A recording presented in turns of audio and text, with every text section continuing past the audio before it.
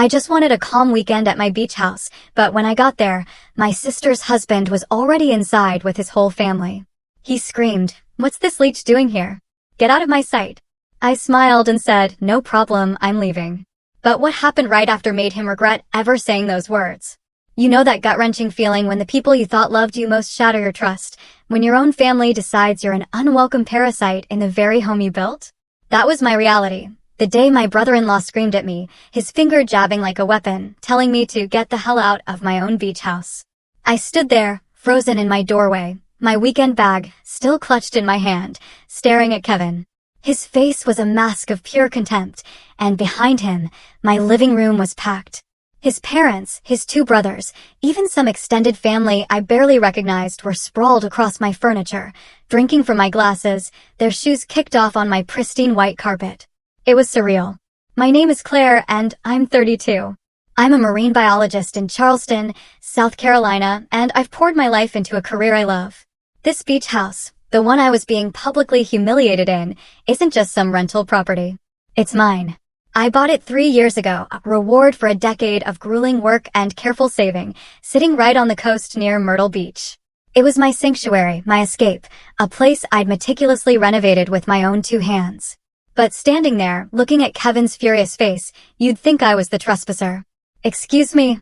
I finally managed, my voice surprisingly steady despite the inferno of rage roaring in my chest. "You heard me," he snapped back. This was Kevin, my older sister Jennifer's husband of 5 years.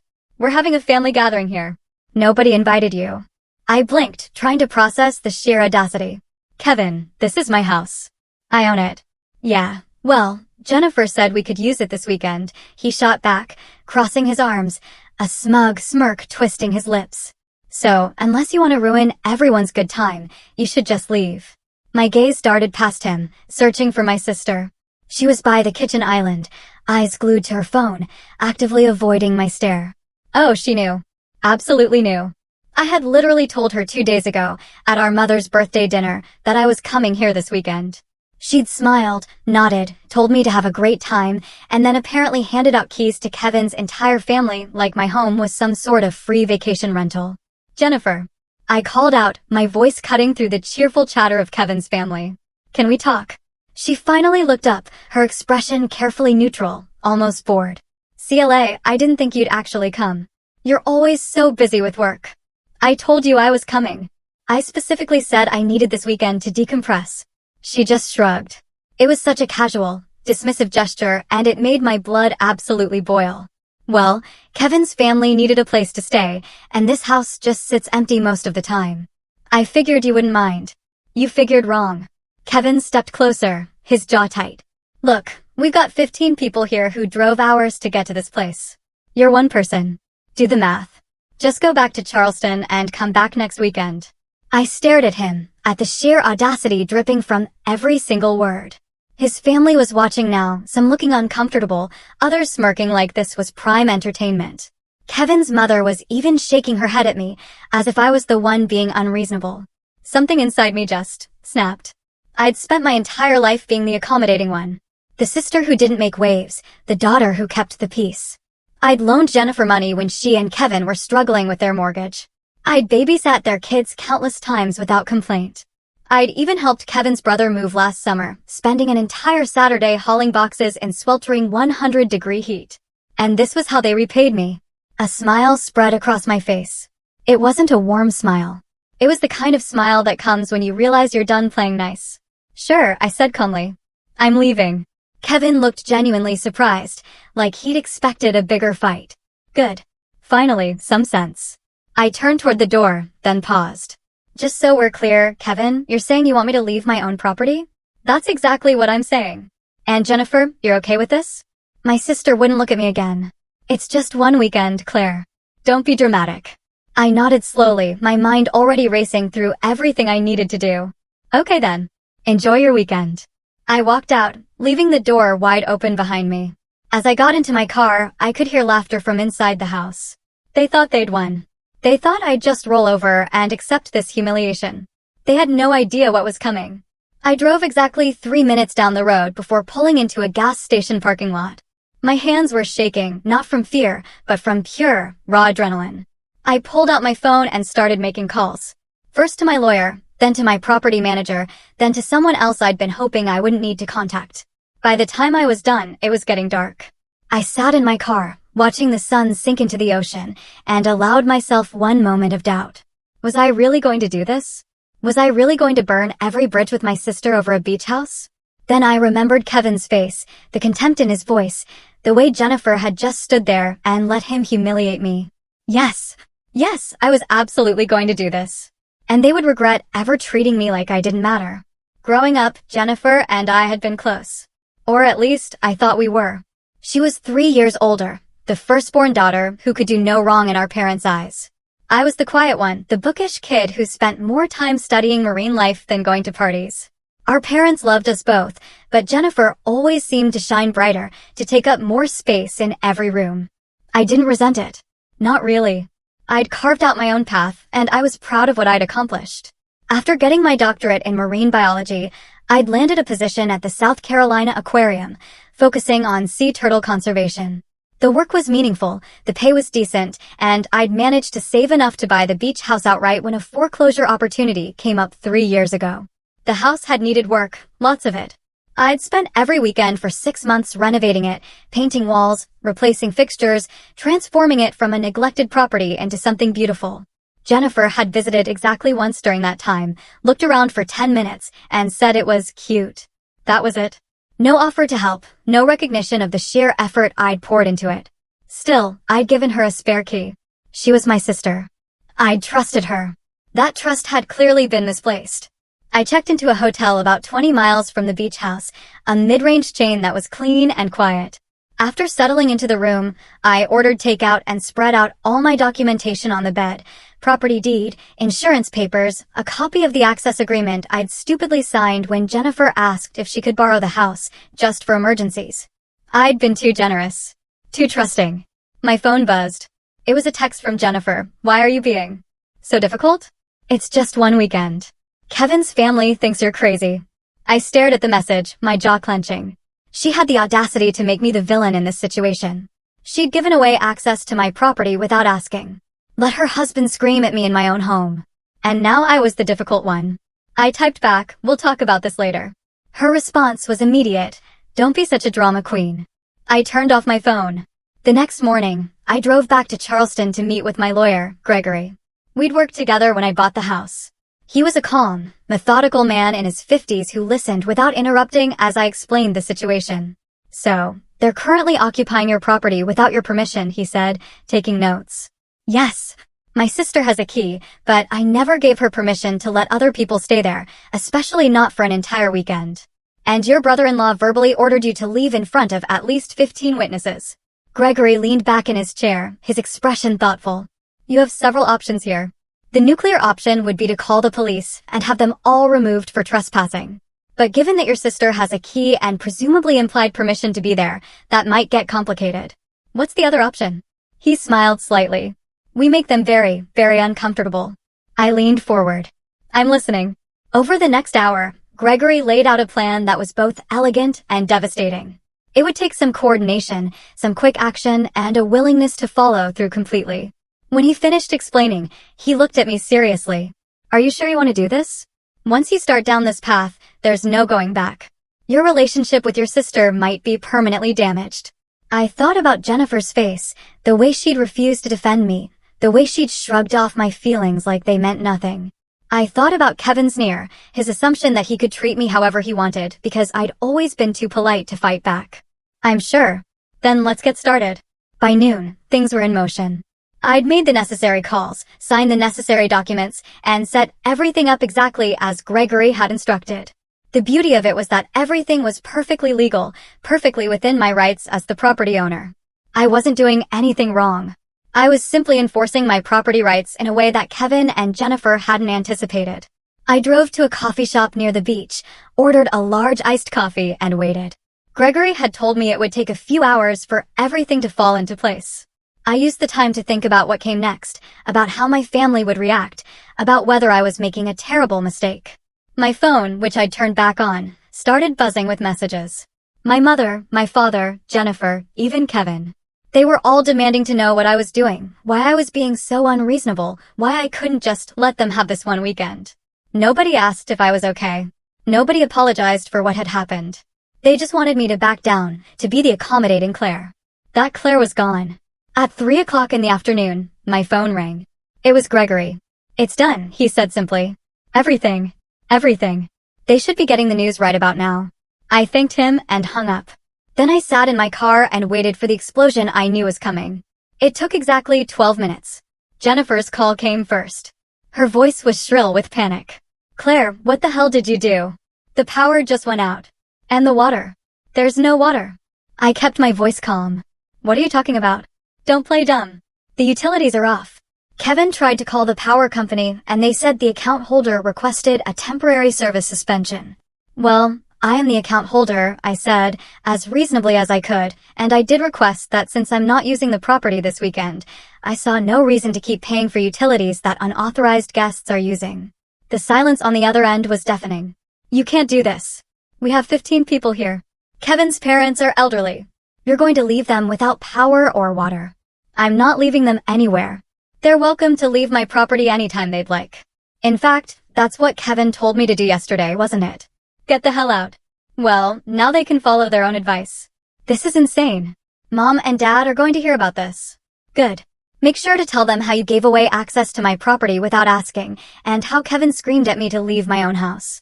I'm sure they'll be very interested in that part of the story. Jennifer made a strangled sound and hung up. I sat there feeling a strange mix of emotions. Part of me felt guilty, felt like I'd gone too far. But a larger part of me felt something I hadn't felt in a long time, powerful. I'd spent so many years being the one who compromised, who bent to keep everyone else happy. For once, I was the one calling the shots. Kevin called next. His voice was pure, unadulterated rage. "You spiteful witch. Do you know what you've done? My mother has a heart condition. She needs to be in a cool environment. Then perhaps you should take her somewhere that has air conditioning. Maybe a hotel. I hear there are several nice ones nearby. This is your fault.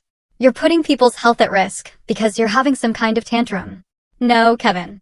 You put people's health at risk when you decided to occupy my property without permission and without ensuring you had proper access to utilities. That's on you, not me. Jennifer is going to fix this. She's calling the power company right now. She can call whoever she wants. The utilities are in my name. The house is in my name. And only I can authorize reconnection.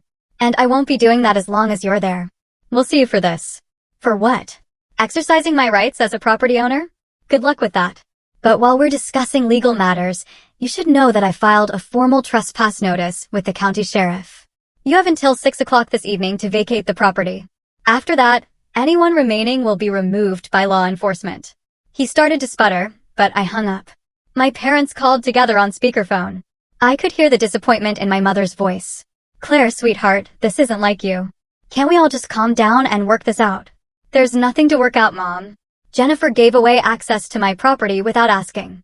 Kevin ordered me to leave my own home. I'm simply enforcing my property rights. But it's so extreme," my father cut in. "Cutting off the power and water, getting the police involved. Can't you just let them finish the weekend? Would you let strangers stay in your house without your permission?" "Jennifer isn't a stranger. She's your sister. A sister who clearly doesn't respect me or my property. She had a chance to apologize, to make this right, and instead she called me dramatic. So no, Dad. I'm not backing down." My mother's voice turned pleading. "What about family? What about keeping the peace? What about me? What about the fact that I've been nothing but generous to Jennifer and Kevin? And this is how they treat me? When does someone stand up for me?" Neither of them had an answer for that. At 5:30, I drove back to the beach house. I parked down the street where I could see the driveway but wasn't immediately visible. Cars were loading up. People carrying bags, looking distinctly unhappy. Kevin's father was red-faced and gesturing wildly while talking on his phone. Kevin himself was hauling a cooler to his truck, his expression murderous. Jennifer stood on the porch, her arms wrapped around herself, looking smaller than I'd ever seen her. Part of me wanted to feel bad for her. We'd grown up together, shared secrets, laughed until we cried. But then I remembered her face yesterday, the way she dismissed my feelings, the way she'd chosen Kevin's convenience over my dignity. Sometimes people showed you who they really were, and you had to believe them. At exactly 6 o'clock, a sheriff's patrol car pulled into the driveway. The deputy got out, spoke briefly with Kevin, and then began ushering people out. There was no drama, no arrests, just a firm insistence that everyone needed to leave immediately. I watched as the last car pulled away, Jennifer in the passenger seat of Kevin's truck, not looking back. The deputy saw my car and walked over. You the property owner? Yes, sir. They're all gone. You'll want to check the property for any damage. Maybe change the locks. Thank you. I will. He nodded and drove away. I sat there for another 10 minutes, letting the reality sink in. I'd done it. I'd actually gone through with it. My family was furious. My sister probably hated me, and I'd burned bridges I could never rebuild. But as I pulled into my own driveway, as I unlocked my own door and stepped into my own house, I felt something unexpected, relief. For the first time in years, I'd stood up for myself, and it felt damn good. The house was a disaster. I walked through slowly, documenting everything with my phone camera. Red wine stains on the white living room carpet. Cigarette burns on the deck railing, even though I had a clear no-smoking policy. The kitchen was a wreck of dirty dishes, empty beer bottles, and what looked like someone's failed attempt at cooking shrimp, the shells scattered across my granite countertops. But it was the upstairs that made my blood boil. Someone had been in my bedroom, in my private space. The bed was unmade, sheets that I'd carefully washed and pressed now twisted and stained. My closet door hung open, and I could see that someone had gone through my things. A jewelry box I kept on my dresser was open, and I immediately checked for my grandmother's pearl necklace. It was gone. I stood there, staring at the empty velvet space where it should have been, and felt something crack inside me. That necklace was the only thing I had left from my grandmother, the woman who'd actually understood me, who'd encouraged my love of science when everyone else thought it was weird. She'd given it to me on her deathbed, pressed it into my hand, and told me to stay curious, stay strong. And now it was gone. I called Jennifer immediately. She answered on the fourth ring, her voice weary. What now, Claire? My grandmother's pearl necklace is missing. Someone stole it. That's ridiculous. Nobody stole anything. It was in my jewelry box yesterday, and now it's gone. Who was in my bedroom? I don't know. Maybe you misplaced it. My laugh was bitter. Right. I misplaced a necklace that never leaves my dresser. Jennifer, I'm filing a police report. You wouldn't dare. Watch me. Either that necklace reappears by tomorrow morning, or I'm pressing charges against everyone who is in this house. I have names. I have photos. I will make this as public and as ugly as necessary. She was quiet for a moment. You've changed, Claire. You used to be nice. No, Jennifer, I used to be a doormat. There's a difference. I hung up and immediately called the non-emergency police line. An officer arrived within the hour, a woman named Deputy Walsh, who took my statement and photographed the damage. She was professional, sympathetic, and when I mentioned the missing necklace, her expression hardened. Do you have photos of it? Insurance documentation. I have both, and I have a list of everyone who was in the house. Good. We'll need all of that. I'll be honest with you, though. Proving who specifically took it will be difficult unless someone confesses or we find it in their possession. I understand. After she left, I spent 3 hours cleaning, scrubbing wine stains, washing sheets, disinfecting surfaces that strangers had touched. With every swipe of the sponge, my anger grew. This wasn't just about a weekend anymore. This was about disrespect so profound that it felt personal, calculated. My phone buzzed constantly. Jennifer, Kevin, my mother, even Kevin's mother apparently had gotten my number and left a voicemail about how I'd ruined their family gathering and should be ashamed of myself. I listened to each message once, then deleted them. Around midnight, as I was finally finishing up, my phone rang with an unknown number. I almost didn't answer, but something made me pick up. Claire, it's Melissa. Melissa. Kevin's younger sister. We'd actually gotten along during the few times we'd met, though I hadn't seen her in over a year. Melissa, hi.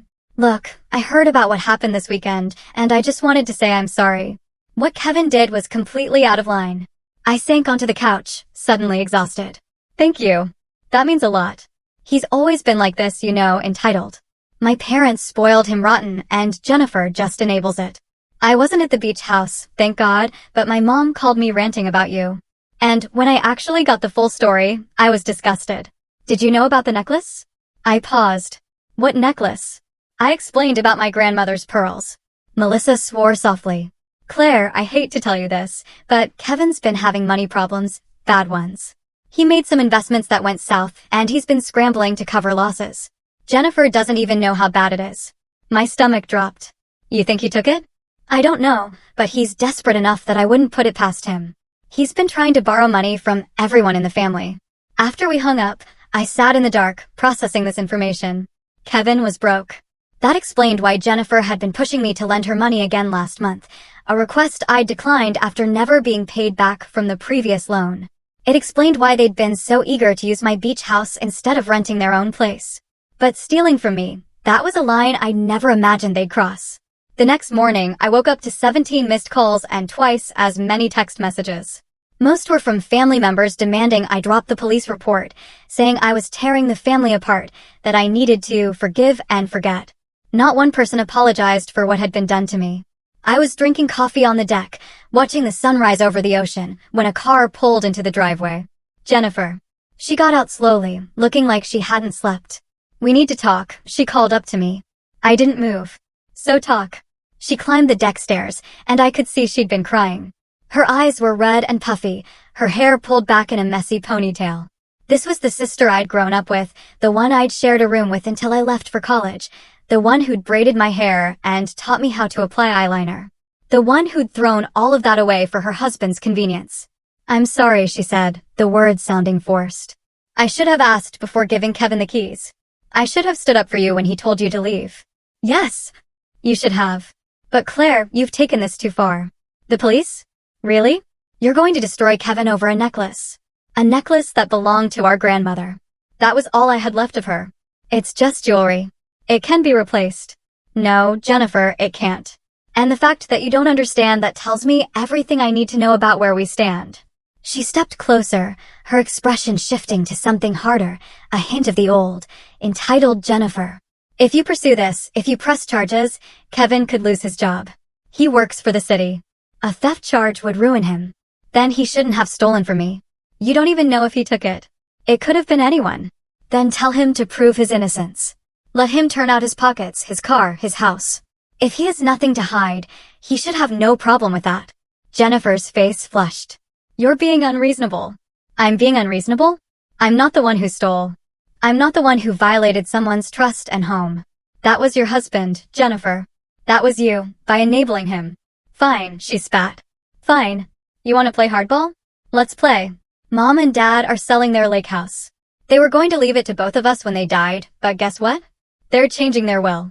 Everything goes to me now. You're cut out completely. The words should have hurt. A month ago, they would have devastated me. But standing there looking at my sister's twisted expression, I felt nothing but a cold, hard clarity. If that's what they want to do, that's their choice. But Jennifer, understand this. I'm done. I'm done being the backup plan, the reliable one, the one who gets walked all over because I'm too nice to fight back. You made your choice. Now live with it. She stared at me for a long moment, then turned and walked away. I watched her drive off and I didn't cry. I didn't feel sad.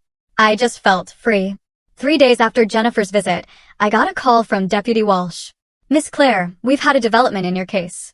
Can you come down to the station? I drove there immediately, my heart pounding. Deputy Walsh met me in a small conference room, and she wasn't alone. A detective sat across from her, a middle-aged man with kind eyes and a firm handshake. I'm Detective Barnes. I understand you reported a theft. Yes, my grandmother's pearl necklace. He opened a folder. We received an interesting call yesterday. Anonymous tip saying we should check a pawn shop in North Charleston. We followed up, and we found your necklace. I gasped. You found it? We did. The pawn shop owner provided us with security footage and the name of the person who pawned it. He slid a photograph across the table. It was Kevin. I stared at the image, my brother-in-law's face caught clearly on camera as he handed over my grandmother's necklace for cash. The timestamp showed it was from Saturday evening, just hours after he'd left my beach house. That's him, I said, my voice hollow. That's my brother-in-law. Detective Barnes nodded. We've issued a warrant for his arrest. Grand larceny. Given the necklace's appraised value of $4,000, he'll be picked up within the next 24 hours. For $1,000. I'd had it appraised 2 years ago for insurance purposes, never imagining I'd need that information for something like this. What happens now? Now we build a case. The pawn shop footage is strong evidence. And we have your testimony about who had access to the property. If he doesn't have a solid explanation for how he came to possess your necklace, this will likely go to trial. I left the station feeling numb. This was really happening. Kevin was going to be arrested. My family was going to implode. And somehow I'd become the villain in all of this, the one who couldn't just let things go. My phone rang before I even made it back to my car. My mother, her voice shaking. "Claire, what have you done?" "Hello to you too, Mom. The police just called Jennifer. They're arresting Kevin. They said you pressed charges." "How could you do this to your own family?" I got in my car, closed the door, and took a deep breath. "Mom, Kevin stole from me. He took something irreplaceable and pawned it for cash. What did you expect me to do? Let it go. Family is more important than things." "Is it?" "Because from where I'm standing, Kevin didn't think family was important when he was stealing from me. Jennifer didn't think family was important when she gave away my house without asking. And you don't think family is important enough to even ask if I'm okay? If I'm hurt by all of this?" "Of course you're hurt, but you're making it worse. Kevin has 2 children. You're going to put their father in jail." "No, Mom. Kevin put himself there when he decided to commit a felony. I didn't steal the necklace. He did. Claire Marie. I am your mother, and I am telling you to drop these charges right now." Something in me snapped. "Or what? You'll cut me out of the will?" "Jennifer already told me you're doing that anyway. You'll stop talking to me?" "Fine, do it. Because I'm done pretending that being family means I have to accept being treated like garbage. You're making a mistake." "Maybe, but it's my mistake to make." I hung up, and this time, I blocked her number. Then I blocked Jennifer's, then Kevin's. One by one, I went through my contacts and blocked every family member who'd sent me hateful messages over the past few days. The silence that followed was deafening. That evening, I was back at the beach house, sitting on the deck with a glass of wine. When I heard footsteps on the stairs, I tensed, reaching for my phone to call 911 if needed. But it was just Melissa. "I'm sorry for just showing up," she said. I tried calling, but it went straight to voicemail. "I've been blocking a lot of numbers lately," I admitted. She gave me a sad smile. "I can imagine. Can I sit?" I gestured to the chair next to me, and she sank into it with a sigh. "Kevin was arrested this morning. Jennifer is losing her mind. My parents are furious, and the entire family has basically declared you enemy number 1. I figured as much. For what it's worth, I think you did the right thing. Kevin's always gotten away with everything because people are afraid of upsetting him. It's about time someone held him accountable. That seems to be a minority opinion. Only among people who benefit from Kevin's bad behavior. The rest of us have been waiting for something like this." She paused. "Claire, there's something you should know. Kevin's in deeper trouble than just the necklace." I looked at her. "What do you mean?" "When he got arrested, Jennifer went through his office. She found documents, bank statements, emails. Kevin's been embezzling from his job. Not a lot at once, but over the past 2 years, he's taken almost $50,000. I felt my jaw drop. $50,000? He was covering it up by manipulating expense reports and vendor payments. But now that he's been arrested, his employer is doing an audit. They're going to find everything. Does Jennifer know? She knows, and she's trying to decide whether to divorce him or stand by him. My parents are pressuring her to stay, to support her husband through this difficult time. But Claire, I think she's finally seeing him for what he is." We sat in silence for a moment, watching the waves roll in. The sun was setting, painting the sky in shades of orange and pink. "What's going to happen to him?" I asked. "Prison, probably. Between the theft from you and the embezzlement, he's looking at serious time. His lawyer is talking about a plea deal, but it's not looking good." "And his kids?" "Jennifer's moving back in with our parents. The house is going into foreclosure. Kevin never told her how bad their finances were. She thought they were fine, but it turns out they're drowning in debt." I should have felt vindicated. I should have felt like justice was being served. Instead, I just felt tired. This whole situation had spiraled so far beyond a stolen weekend at a beach house. Lives were being destroyed. Families were fracturing. And I was at the center of it all. "Do you think I did the wrong thing?" I asked Melissa. She looked at me, her expression serious. "No, I think you did the only thing you could do. Kevin needed to face consequences. If it hadn't been you, it would have been someone else eventually. Better it happened now, before he stole even more. Before he hurt even more people. My parents hate me. They'll get over it, or they won't. But Claire, you can't set yourself on fire to keep other people warm. You deserve respect. You deserve to be treated like your feelings matter. I don't feel like I won anything. Maybe you didn't win, but you didn't lose either. You stood up for yourself. That's worth something. The next few weeks passed in a blur of legal proceedings and family drama that I deliberately kept myself distant from. Kevin's arrest made the local news, which meant everyone knew what had happened. The marine biology community in Charleston is small, and I found myself fielding questions from colleagues and dealing with awkward conversations in the break room. "I heard your brother-in-law got arrested," my research partner said one morning, trying to sound casual. "He did. That must be hard." "It is what it is." I kept my head down and focused on my work. We were in the middle of sea turtle nesting season, which meant long hours monitoring beaches and protecting eggs from predators. The work was exhausting, but grounding. There was something clarifying about spending your days focused on preservation and life cycles of species that had survived for millions of years by adapting to change. I needed to adapt too. Deputy Walsh called me on a Thursday afternoon with an update. Kevin's lawyer had reached out about the necklace case, wanting to negotiate a plea deal that would involve restitution and probation. The embezzlement case was going to trial, but the theft charge could potentially be settled. "What do you think?" I asked her. "It's up to you. If you want to pursue this criminally, we have a strong case. But if you'd accept restitution and a formal admission of guilt, that's an option too." I thought about it. Did I want to see Kevin go to prison for stealing from me on top of whatever he'd face for the embezzlement? Did I want that level of revenge? What would restitution look like? He'd have to pay you the full appraised value of the necklace plus damages for the other property damage at your beach house, and he'd have to plead guilty in court, which would go on his record. Let me think about it. That evening, I got an unexpected visitor. Jennifer showed up at my apartment in Charleston, looking hollow. She'd lost weight, her cheekbones sharp beneath her eyes, and she seemed to have aged 5 years in the past month. "Can I come in?" she asked. I almost said no, but something about her expression, the defeat in her posture, made me step aside. She walked into my living room, sat on my couch, and immediately started crying. Not delicate tears, but the kind of sobbing that comes from somewhere deep and broken. I stood there awkwardly, not sure what to do. Finally, I sat down beside her and waited. "I'm sorry," she gasped out between sobs. "I'm so sorry, Claire. You were right about everything, about Kevin, about me, about all of it." Jennifer. "Oh, let me say this. I was a terrible sister. I chose Kevin over you repeatedly. And I convinced myself it was okay because he was my husband and you were always so strong, so capable. I thought you didn't need me the way he did. I did need you. I needed you to have my back. I know that now." She wiped her eyes. "Kevin's lawyer showed me everything. The embezzlement, the gambling debts, the lies. He's been lying to me for 2 years. We're losing the house. My credit is destroyed. His parents are furious at me for considering divorce. And Mom and Dad are acting like I'm the one who did something wrong by being upset. I didn't say anything.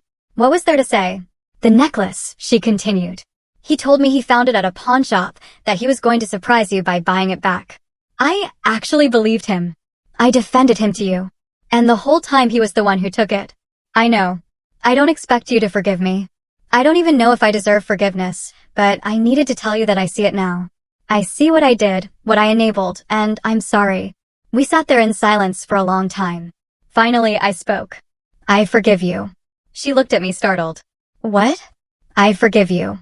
Not because what you did was okay, and not because we can just go back to how things were, but because holding on to anger is exhausting. And I'm tired. You're my sister. I love you. But loving you doesn't mean I have to accept being treated badly." Fresh tears rolled down her cheeks. "What do we do now? Now you figure out your life. You decide if you're staying with Kevin or leaving him. You rebuild. And I do the same. Can I call you sometimes?" I thought about it carefully. "Yes, but Jennifer, things are different now. I'm not going to be your backup bank account, or your free babysitter, or the person you only remember exists when you need something. If we're going to have a relationship, it has to be equal." "I understand. And I'll do better. I promise." After she left, I called Deputy Walsh and told her I'd accept the plea deal for the necklace case. Kevin would plead guilty, pay restitution, and have it on his record. That felt like enough. The embezzlement case would proceed without my involvement. And whatever happened there was between Kevin and his employer. 2 weeks later, I stood in my beach house, which I'd had professionally deep cleaned and restored. New carpet in the living room, fresh paint on the walls, new locks on every door. I'd even installed a security system that would alert me if anyone tried to enter without authorization. The house felt clean again. Mine again. I was making coffee in the kitchen when my phone rang. It was a number I didn't recognize, but something made me answer. Claire, this is Melissa. I hope it's okay that I'm calling. Of course. What's up? I wanted to let you know that Kevin took a plea deal on the embezzlement case. 2 years in minimum security, 5 years probation. And Jennifer filed for divorce yesterday. How's she doing? Better than expected. She moved into a small apartment, got a job as a medical receptionist. Mom and Dad are barely speaking to her because she's not standing by Kevin, but honestly, I think she's better off without their input. And you? How are you doing? I'm okay. Actually, I wanted to ask you something. I'm planning a girls' weekend next month. Just me and a couple of friends. Nothing fancy. Would you maybe want to come? No family drama, I promise. Just beach time and good company. I looked out at the ocean, at the waves rolling endlessly toward shore. I'd like that, I said. I'd really like that. After we hung up, I took my coffee out to the deck and sat in the morning sun.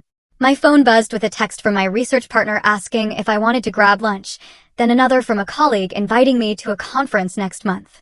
My life was moving forward. Not the life I'd planned, not the family structure I'd always assumed would be there, but something new, something that was entirely mine. I thought about my grandmother, about what she'd told me with her dying breath. Stay curious. Stay strong. I'd done both. I'd stayed strong when it would have been easier to fold. I'd stayed curious about what life could look like when you stopped accepting scraps of respect and demanded what you deserved. The necklace was back in my jewelry box upstairs, cleaned and polished. But I'd learned something over these past weeks. I didn't need it to remember my grandmother's lessons. They were already part of me, woven into every decision I'd made, every boundary I'd enforced. I'd lost a family that never truly valued me. But I'd found something more important, myself. 6 months after Kevin's arrest, I received a letter from the district attorney's office. Kevin's embezzlement trial had concluded, and he'd been sentenced to 3 years in state prison with the possibility of parole after 18 months.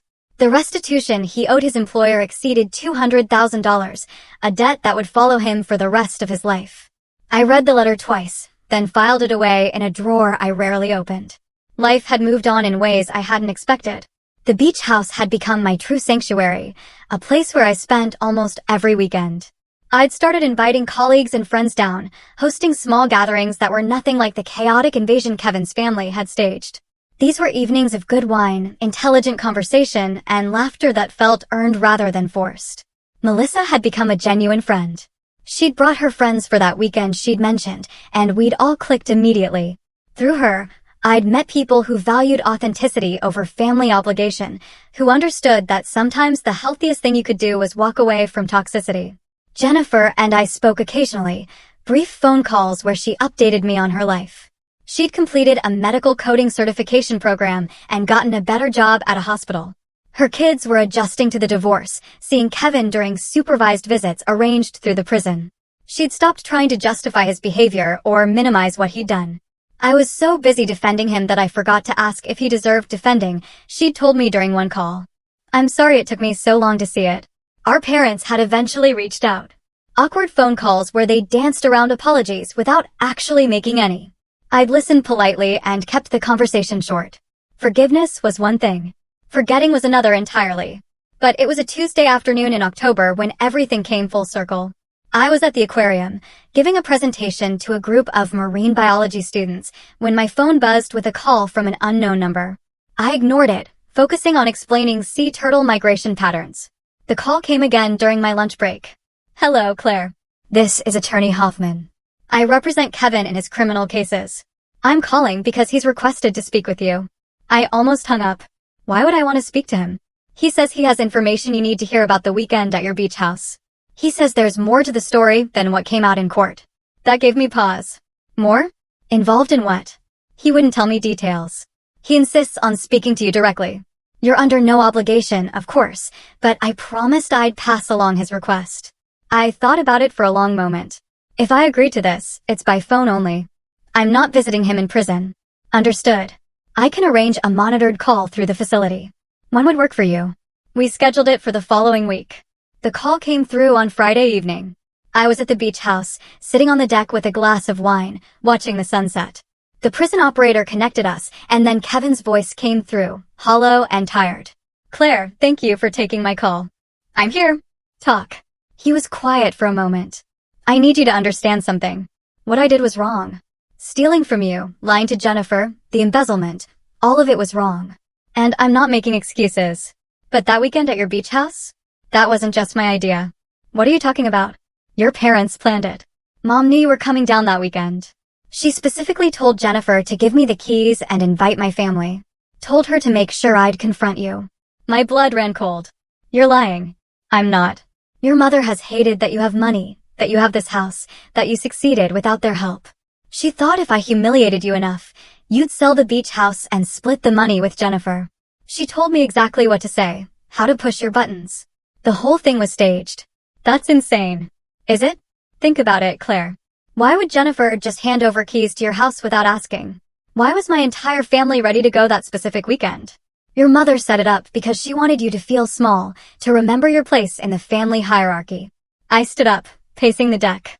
Even if that's true, you still stole from me. You still took my grandmother's necklace. I did. And that part was all me. I admit it. I was desperate for money. And I saw an opportunity. But I want you to know the truth about how we ended up there in the first place. Your parents used me as a weapon against you, and I was stupid enough to go along with it. Why are you telling me this now? Because I've had a lot of time to think and hear about the person I was, the choices I made. And because I think you deserve to know that the people you're trying to rebuild relationships with were the ones who orchestrated the whole thing. After the call ended, I sat in the darkness, my wine untouched, processing what I'd heard. If Kevin was telling the truth, and his lawyer's presence on the call suggested he was being honest, then my parents hadn't just failed to defend me. They'd actively set me up to be humiliated. I pulled out my phone and scrolled to my mother's contact. I'd unblocked her number months ago, but hadn't used it. Now, I press call. My mother answered on the third ring, her voice cautious. Claire, is that you?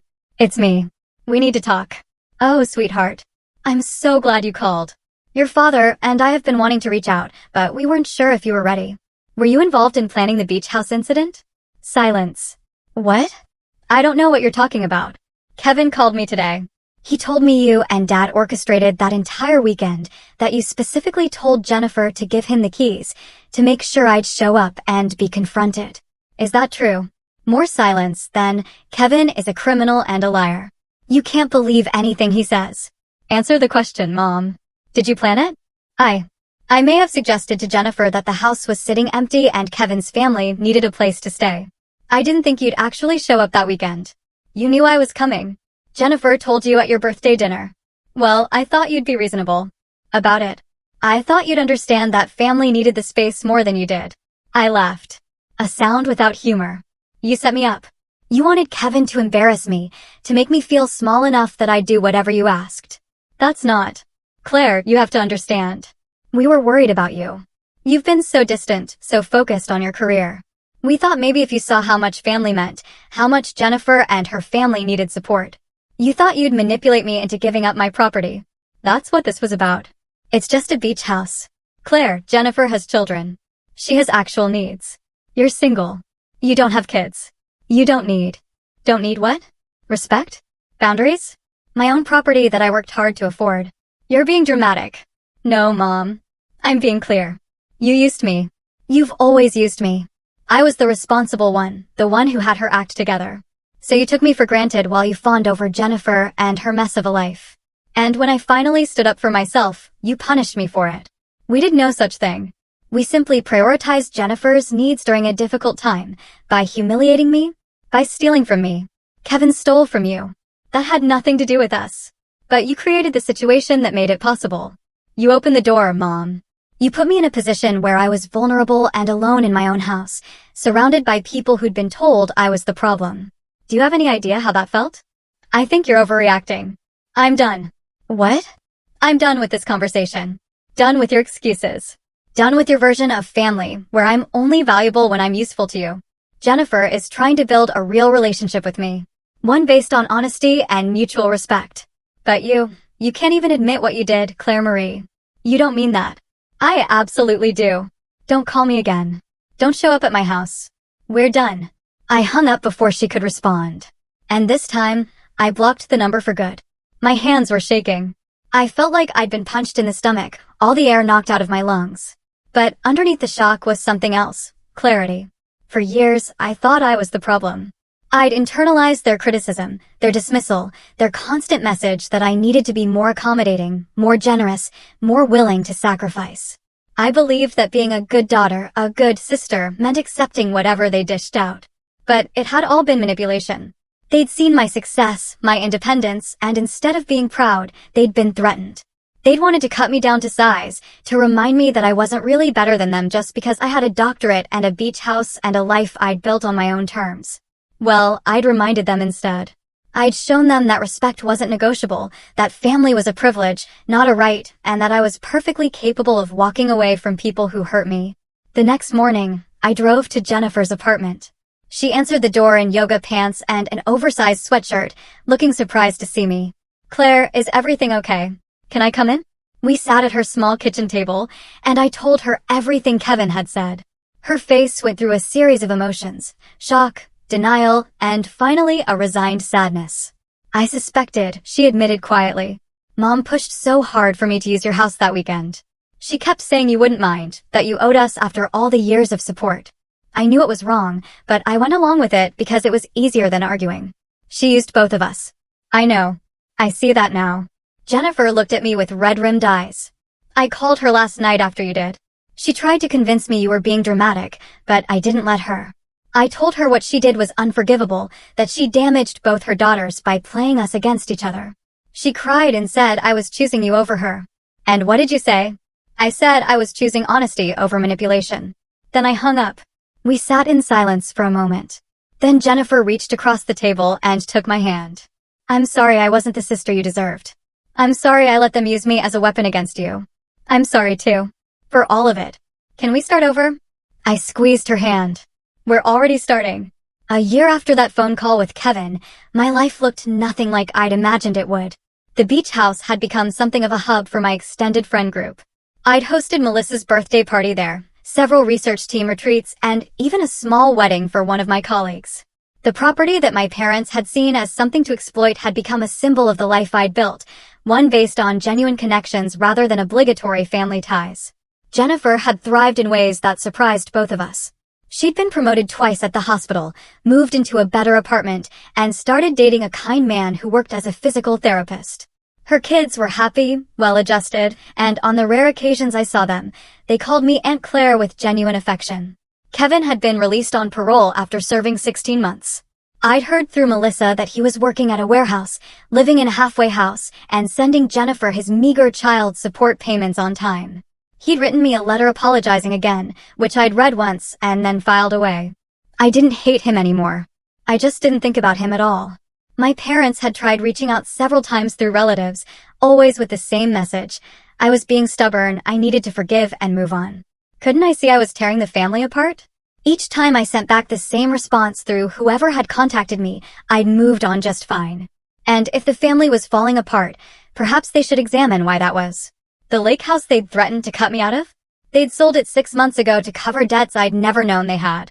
Apparently, they'd been living beyond their means for years, keeping up appearances while secretly drowning. Without my financial safety net, the emergency loans I'd always provided, the gifts I'd given, they'd finally hit bottom.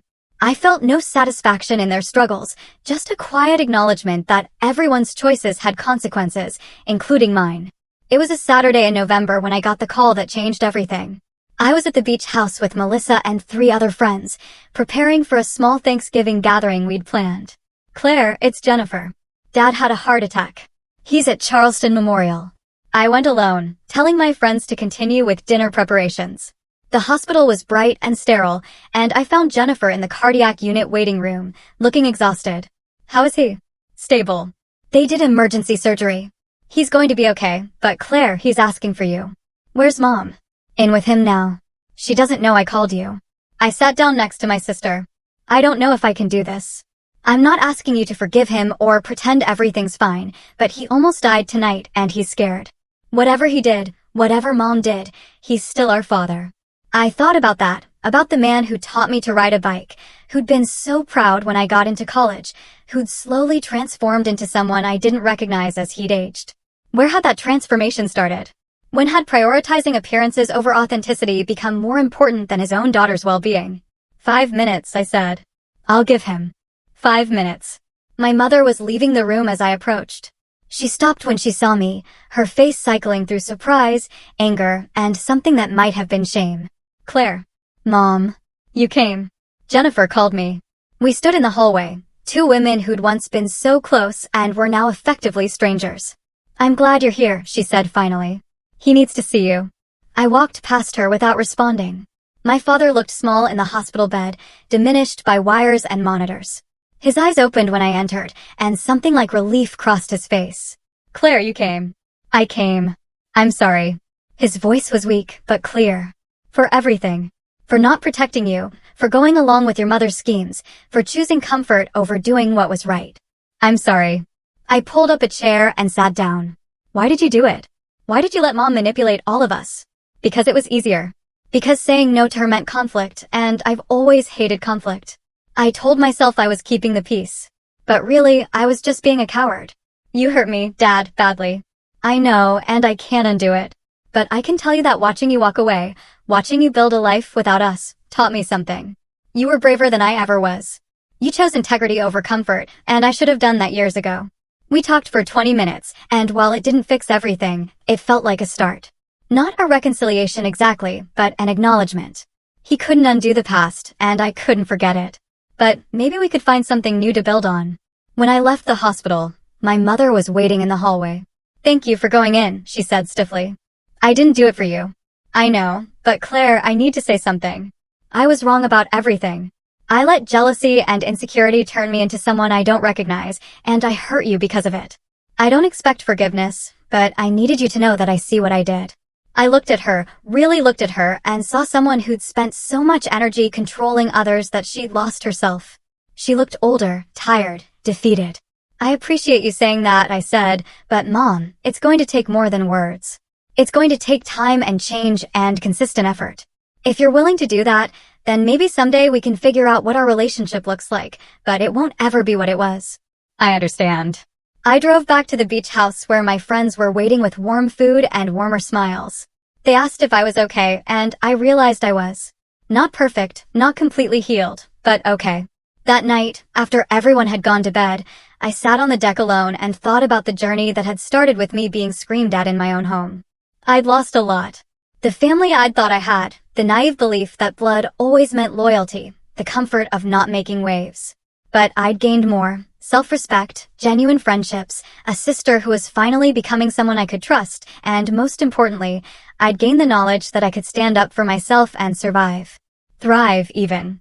Kevin served out his parole period, working minimum wage jobs. His career and reputation were destroyed beyond repair. His relationship with his children remained strained, limited to supervised visits that highlighted everything he'd lost through his choices. The embezzlement conviction followed him everywhere, ensuring he'd never work in finance or city government again. He'd sold everything of value to pay restitution, living in a dingy apartment with second-hand furniture, a permanent reminder of how far he'd fallen. My parents eventually downsized to a small condo, their retirement dreams shattered by debt and the loss of both daughters' support. They attended therapy at Jennifer's insistence, slowly beginning to understand the toxicity they'd created, though the easy relationship they'd once taken for granted was gone forever. As for me, I learned that sometimes the strongest revenge isn't about destruction. It's about building something beautiful in the ruins they tried to create. I'd set out to teach Kevin a lesson about respect and boundaries. But in the end, I'd learned the greatest lesson myself, that my worth wasn't determined by how I was treated, but by how I chose to respond. Looking back at that moment when Kevin had screamed at me to leave my own home, I could see it for what it really was. Not an ending, but a beginning. The beginning of a life where I finally put myself first.